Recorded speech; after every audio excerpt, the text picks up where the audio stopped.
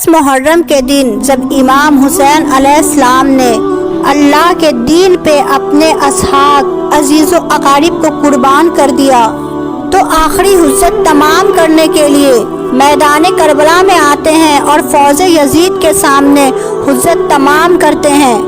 آپ فرماتے ہیں میں تمہارے رسول کا نواسا ہوں، کیوں میرا راستہ روکا ہے، کیوں میرے بچوں کا پانی بند کیا ہے، کیوں ہم آل محمد کو رلایا ہے؟ اے لوگوں، اس ہزاروں کے فوج میں ہے کوئی میرے نانا سے محبت کرنے والا جو مجھ غریب حسین کی مدد کرے، رسول اللہ کی بیٹیوں کی پردے کی حفاظت کرے؟ جیسے امام حسین علیہ السلام نے اپنی صدا کو بلند کیا، تاریخ میں لکھا ہے کہ خیمے میں بیبیوں کی رونے کی آواز بلند ہو گئی۔ امام حسین خیموں کے قریب آتے ہیں اور فرماتے ہیں اے زینب، ابھی میں زندہ ہوں، بیبیوں سے کہو کہ رونے کی آواز کو بلند نہ کرے۔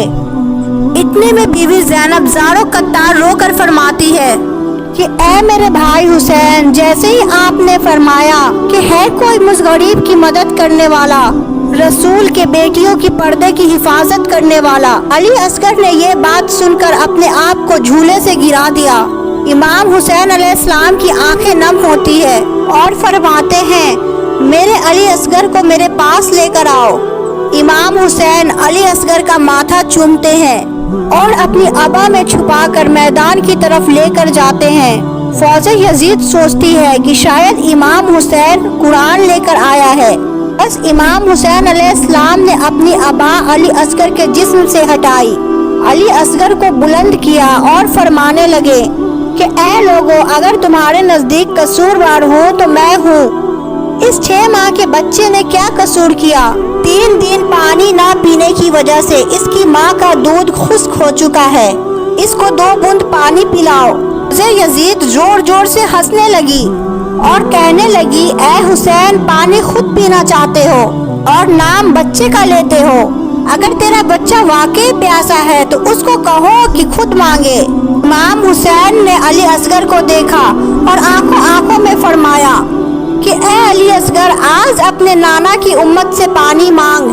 جیسے ہی امام حسین نے یہ فرمایا، علی اصغر کے لب ہلنے لگے اور تمام فوج کو دیکھ کر علی اصغر فرمانے لگے اے ظالموں، میں 3 دن سے پیاسا ہوں، تمہارے رسول کا خون میری رگوں میں بہتا ہے، مجھے پانی دے دو۔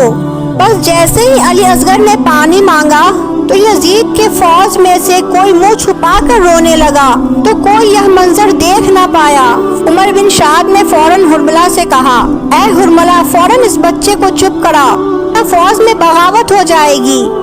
بس حرملہ تیر نکالتا ہے، علی اصغر کا نشانہ لیتا ہے، پہلا تیر کمان میں ڈالتا ہے تو چلتا نہیں، گر جاتا ہے، دوسرا تیر ڈالتا ہے، وہ بھی گر جاتا ہے، جب تیسرا تیر بھی گر گیا، عمر بن شاد کہتا ہے کہ اے حرملہ، تو بڑا بے رحم انسان ہے، یہ بچہ تم سے نہیں مارا جاتا؟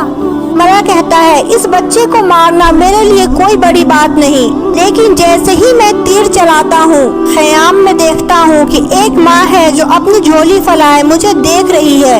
عمر بن شاد نے کہا تم اس بیوی کی طرف نہ دیکھو اور علی اصغر کو ایسے مارو کہ پورا لشکر یزید کے نام سے کانپ اٹھے۔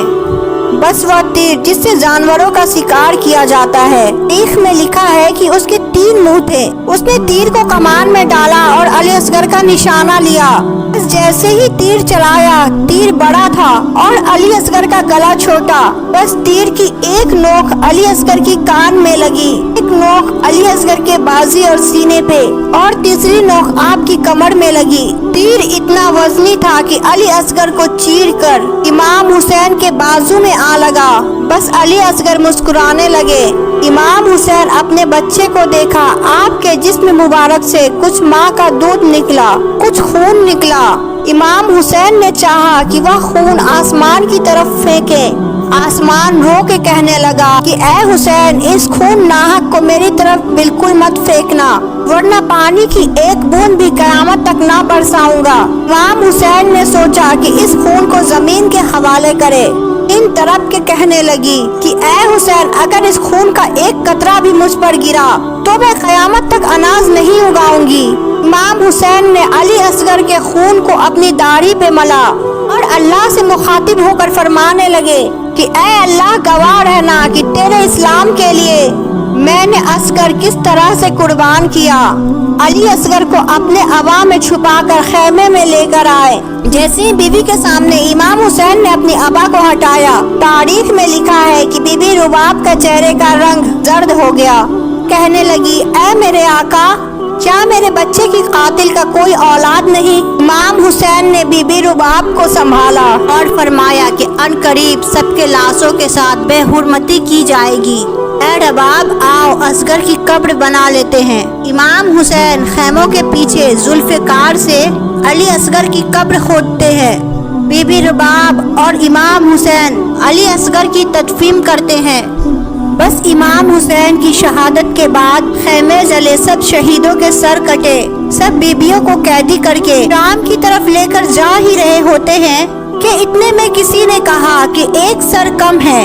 کوئی پوچھتا ہے کس کا سر؟ فوج میں سے کوئی کہتا ہے اس بچے کا سر کم ہے جس کو حسین پانی پلانے کے لیے میدان میں لائے تھے اور ہم نے تیر مار کر اس کا قتل کر دیا۔ عمر کہتا ہے ہاں ڈھونڈو، بس یہی کہیں حسین نے تدفین کیا ہوگا۔ بس تمام گھوڑے سوار ہاتھوں میں نیزے لیے زمین کربلا میں مارتے رہے تاکہ علی اصغر کا سر کو ڈھونڈ لے۔ بس ایک نیزہ زمین پہ لگنا تھا، ایسے ہی وہ نیزہ باہر آیا، علی اصغر کا جسم اس نیزے پہ سوار۔ یہ منظر دیکھ کر فوج یزید زور زور سے ہنسنے لگی اور کہنے لگی اس کا بھی سر کاٹو، جسم کو یہی پھینک دو۔ بس علی اصغر کے سر کو کاٹ کر نیزوں پہ بلند کیا گیا اور جسم مبارک کو زمین کربلا پہ پھینکا گیا۔ بس جیسے ہی علی اصغر کے جسم کو دور سے بی بی رباب نے دیکھا تو اللہ کے رسول سے مخاطب ہو کر فرمانے لگی یا رسول اللہ، آپ کی امت نے ہم پہ کیا کیا ظلم کیا، لیکن اسلام کی بقا کے لیے ہمیں ہر تکلیف منظور ہے، مگر اب جب تک یہ رباب زندہ رہے گی نہ کبھی پانی پیے گی اور نہ کبھی سائے میں بیٹھے گی۔ سلام ہو علی اصغر پر، سلام ہو بی بی رباب پر، سلام ہو آل محمد پر، جنہوں نے ہر تکلیف سہ کر اسلام کو بچایا۔